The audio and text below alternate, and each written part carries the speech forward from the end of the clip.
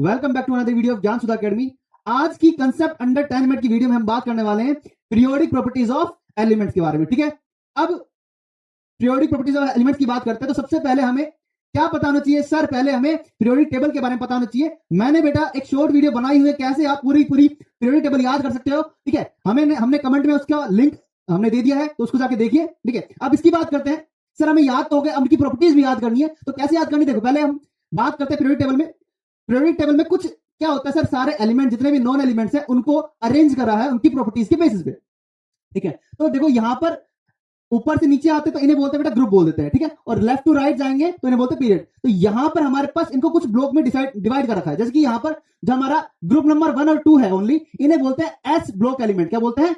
S block element. S block यानी कि sir यहां पर जो इलेक्ट्रॉन है वो एस ऑर्बिटल में जा रहा है। कहां जा रहा है? एस ऑर्बिटल में जा रहे हैं। तो यहां पर आ जाएगा NS1 यानी कि एक इलेक्ट्रॉन गया S1 में, मतलब S में, और यहां पर NS2 यानी कि 2 इलेक्ट्रॉन गए S ऑर्बिटल में। ठीक है, अब जो हमारा ग्रुप नंबर 1 है उसका नाम है अल्कली मेटल्स। क्या नाम है? Alkali metals. वही बात करते हैं NS2 की, उसे बोलते हैं अल्कली अर्थ मेटल बोलते हैं। ठीक है, अच्छा अब हमारा ग्रुप नंबर 13 टू 18 जो है, यानी कि ग्रुप नंबर 13 टू 18 जो है वो हमारा क्या रहता है? P block element. यहां पर इलेक्ट्रॉन कहां जा रहा होगा? पी ऑर्बिटल में जा रहा है। कहां जा रहा है? पी ऑर्बिटल में जा रहा है। अच्छा, यहां पर जो इलेक्ट्रॉनिक कॉन्फ़िगरेशन होगी क्या जाएगी? NS1 और NS2 हो जाएगी। यहां पर इलेक्ट्रॉनिक कॉन्फ़िगरेशन क्या होगी सर? पहले हमें पता है कि एस ब्लॉक आता है, उसके बाद पी ब्लॉक आता है, यानी कि पहले एस में जाएगा इलेक्ट्रॉन, उसके बाद पी में जाएगा, यानी कि NS2 और NP126। इलेक्ट्रॉन 1 गया तो NP1, इलेक्ट्रॉन 2 है तो यानी NP2 हो जाएगा। तो ये हमारे वो 6 के 6 क्या हो जाएंगे? पी ब्लॉक के ग्रुप हो जाएंगे। अच्छा, यहां पर भी नेमिंग है। जैसे जो लास्ट में हमारा ग्रुप नंबर 18 है उन्हें बोलते क्या? नोबल गैसेस बोलते हैं। क्या बोलते हैं बेटा? नोबल गैसेस बोलते हैं। उससे पहले जो आती हैं गैसेस उन्हें हेलोजेंस बोलते हैं। क्या बोलते हैं? हेलोजेंस। और उसके पहले जो ग्रुप है यानी ग्रुप नंबर 16 को बोलते हैं चैल्कोजेंस बोलते हैं। ठीक है बेटा, चैल्कोजेंस। अच्छा, यहां पर हमारे पास ग्रुप नंबर 3 टू 12 जो आता है उसे बोलते हैं बेटा डी ब्लॉक। क्या बोलते हैं? D block. अब यहां पर डी ब्लॉक में बात करते हैं तो डी ब्लॉक सर यहां पर इलेक्ट्रॉन कहां जा रहा होगा सर? डी ऑर्बिटल में जा रहा होगा। ठीक है, इसके लिए अगर बात करें इसका इलेक्ट्रॉनिक कॉन्फ़िगरेशन तो होता है NS12, यानी कि एस में भी रहेगा एक इलेक्ट्रॉन NS12 और N-1D, यानी कि N-1D1210, यानी क्या? यहां पर NS2 N-1D1210 आ जाएगा। यहां पर इलेक्ट्रॉन पहले एस ऑर्बिटल में जाता है, उसके बाद कहां जाता है? N-1D में। ठीक है, क्योंकि डी की जो एनर्जी होती है वो ज्यादा होती है एस से, इसलिए पहले कहां जाएगा? एस में जाता है, उसके बाद डी में जाता है। ठीक है, अच्छा इनको जनरली इनको जो हमारे डी ब्लॉक एलिमेंट इनको बोलते हैं ट्रांजिशन एलिमेंट। क्या बोलते हैं? Transition element. बोलो। तो यहां पर ये हमारे जितने भी एलिमेंट्स है ट्रांजिशन। सर कैसे? सर ये जो पी है और एस के बीच में आते हैं, बीच में ट्रांजिशन स्टेट वाले हैं, तो इनको बोलते हैं ट्रांजिशन एलिमेंट। ठीक है, अच्छा उन्हीं के बीच में डी ब्लॉक के पास में हमारे पास दो हमारे क्या रहते हैं? एफ ब्लॉक की सीरीज रहती है, एफ ब्लॉक के पीरियड रहते हैं। ठीक है, जो लेंथेनाइड से आते हैं तो लेंथेनॉइड्स और एक्टिनाइड से आते हैं तो एक्टिनॉइड्स। यहां पर हमारा आखिरी इलेक्ट्रॉन कहां जा रहा होगा? एफ ब्लॉक में जा रहा होगा। बोलो हाँ या ना। अब यहां पर देखो इसका जो हमारा इलेक्ट्रॉनिक कॉन्फ़िगरेशन हो जाएगा वो क्या हो जाएगा भाई? देखो यहां पर जो हमारा एफ ब्लॉक है ना वो N-2 में जाएगा, क्योंकि उसकी एनर्जी और ज्यादा होती है, तो लास्ट में इलेक्ट्रॉन जाएगा। यानी कि हमें पता है कि भैया जिसकी एनर्जी कम होती है पहले इलेक्ट्रॉन वहां जाता है। ठीक है, तो सेम यहां पर आ जाएगा इसके लिए NS2 N-1D021 N-2F1214। ये सब क्या हो जाएगा? जनरल इलेक्ट्रॉनिक कॉन्फ़िगरेशन हो जाएगा। ठीक है, अब ये सब तो जनरल बातें होगी हमारी पीरियोडिक टेबल के बारे में। ठीक है, अब बात करते हैं।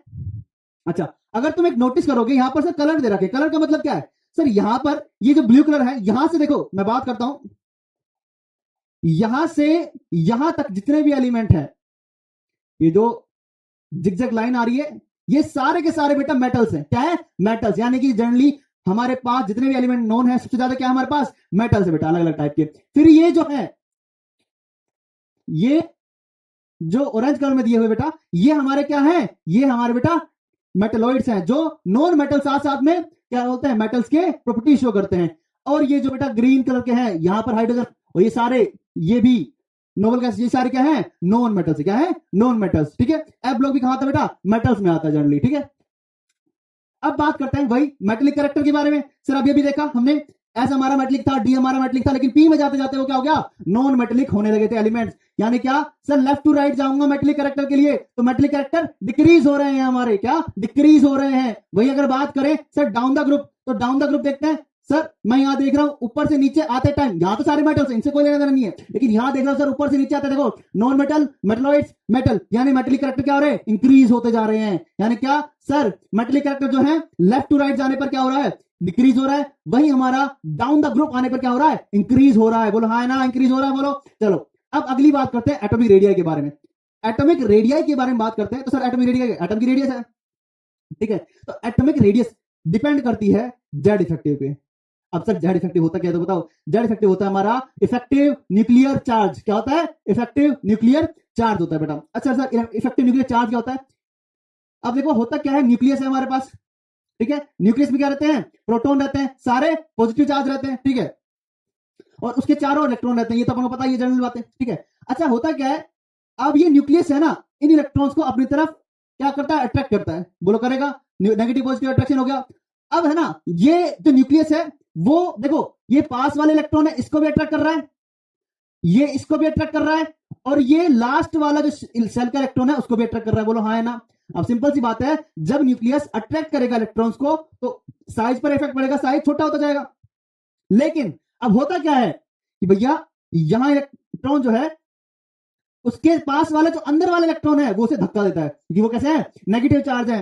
तो यहां पर देखो, ये इलेक्ट्रॉन इसको धक्का देगा, ये इसको धक्का देगा, ये इसको धक्का देगा। बोलो हाँ है ना। यानी कि जो चार्ज इस न्यूक्लियस से, जो चार्ज इस न्यूक्लियस से इस इलेक्ट्रॉन पे जाना चाहिए था, यानी कि यहां से यहां जाना चाहिए था, वो एक्चुअली में कम हो जाता है। यानी कि थोड़ा सा कम हो गया, किसकी वजह से, इन इलेक्ट्रॉन के शील्डिंग की वजह से, स्क्रीनिंग इफेक्ट की वजह से। क्या, तो यहां पर हमारे पास जो जेड हमारा चार्ज था वो कम हो जाता है, ठीक है। तो हमारा जो जेड इफेक्टिव, देखो हमारा फॉर्मूला क्या बनता है यहां पर फिर, जेड इफेक्टिव, यानी कि एक्चुअल में जो न्यूक्लियस अट्रैक्शन फोर्स लगा पा रहा है इलेक्ट्रॉन्स पर, वो जो होगा जेड माइनस का सिग्मा। अब ये सिग्मा क्या है सर, सिग्मा या फिर एस बोल सकते हैं, ये स्क्रीनिंग इफेक्ट या शील्डिंग इफेक्ट है, जो इलेक्ट्रॉन पुश कर रहे हैं ना उनका इफेक्ट है ये, ठीक है। और ये सर हमारा हो जाएगा number of protons. Number of protons होते हैं हमारे क्या न्यूक्लियस में, तो वो अट्रैक्ट करना चाह रहे हैं, लेकिन दूसरे इलेक्ट्रॉन क्या करते हैं, धक्का देते हैं, जिससे जो एक्चुअल में चार्ज होता है उससे कम अट्रैक्शन जा पाता है जो हमारे बाहरी शेल है, आउटर मोस्ट शेल है, उनके इलेक्ट्रॉन्स पर, ठीक है। अच्छा इस पे एटॉमिक रेडियस क्या होगा सर, सिंपल सी बात है, जनरली क्या होता है, हम पीरियोडिक टेबल में वापस चलते हैं एक बार। हम पीरियोडिक टेबल में देख पा रहे हैं कि यहां ऊपर से नीचे आने पर शेल बढ़ते जा रहे हैं। देखो पहला शेल है हाइड्रोजन का, पहला शेल एक शेल होता है, फिर दूसरा शेल, तीसरा शेल, तो सिंपल सी बात है, शेल बढ़ता जा रहा है तो साइज ऑटोमेटिकली बढ़ता जाएगा, एक नया शेल आता है बढ़ता जाएगा। जैसे कि यहां पर देखो पहला शेल ये है, दूसरा शेल, तीसरा शेल, ऐसे शेल आते जाएंगे तो साइज बढ़ता जाएगा, यानी कि डाउन द ग्रुप आने पर साइज बढ़ता है, रेडियाई इंक्रीज होती है। वही मैं बात करूं लेफ्ट टू राइट जाने पर, यहां क्या होगा बेटा, देखो यहां पर प्रोटॉन ऐड होते जाएंगे, बोलो, लेकिन सेम शेल में होते जाएंगे, है ना। इलेक्ट्रॉन भी आ रहे हैं और प्रोटॉन भी यहां आते जाएंगे। अब प्रोटॉन क्या रहता है, थोड़ा ताकतवर रहता है इलेक्ट्रॉन से, ठीक है, इलेक्ट्रॉन से ज्यादा ताकतवर रहता है, तो वो क्या करता है, अपनी तरफ पुल कर रखता है, यानी कि इलेक्ट्रॉन को अपनी तरफ खींच सकता है। यानी कि जो इलेक्ट्रॉन आया है नया, तो उसको भी अपनी तरफ खींचेगा, और जो पुराने इलेक्ट्रॉन है उनको भी अपनी तरफ खींच सकता है। इतना पावरफुल होता है क्या हमारा प्रोटॉन। तो करता कैसे, खींचेगा अपनी तरफ, खींचेगा तो क्या होगा, साइज कम होगा। अब और प्रोटॉन ऐड होंगे, इलेक्ट्रॉन ऐड होंगे, लेकिन पावरफुल कौन है, प्रोटॉन पावरफुल है। तो सिंपल सी बात है सर, वो क्या करेगा, साइज को थोड़ा मिनिमाइज करता जाएगा। भले ही इलेक्ट्रॉन धक्का मुक्की करेंगे, लेकिन उससे कोई मतलब नहीं है, क्योंकि प्रोटॉन कैसा है, ज्यादा पावरफुल है, ज्यादा अट्रैक्शन फोर्स शो करेगा यहां पर। तो हमारा देखो लेफ्ट टू राइट क्या होगा, साइज डिक्रीज हो जाएगा, ठीक है। तो एनसीईआरटी में दो हमारे पास क्या ग्राफ दिए हुए, देखो यहां पर एटॉमिक नंबर इंक्रीज हो रहा है यहां पर, और ये हमारा एटॉमिक रेडियाई, देखो फ्लोरीन, क्लोरीन, ब्रोमीन, आयोडीन, यानी कि हम क्या जा रहे हैं सर, डाउन द ग्रुप आ रहे हैं। तो सिंपल सी बात है, ये इंक्रीज हो रहा है नहीं हो रहा, लीना कर रब से फरियाद, यानी लिथियम, सोडियम, ठीक है, पोटेशियम, रुबिडियम, सीजियम। तो यहां पर क्या सर, हमारा साइज इंक्रीज हो रहा है नहीं हो रहा, हाँ भाई हाँ। अच्छा ये बात करते हैं सर, ये हमारा पीरियड आ गया, यानी कि देखो lithium, beryllium, boron, carbon, nitrogen, oxygen, fluorine, यहां देखते हैं सर साइज जो है वो कम होता जा रहा है, बोलो हाँ या ना।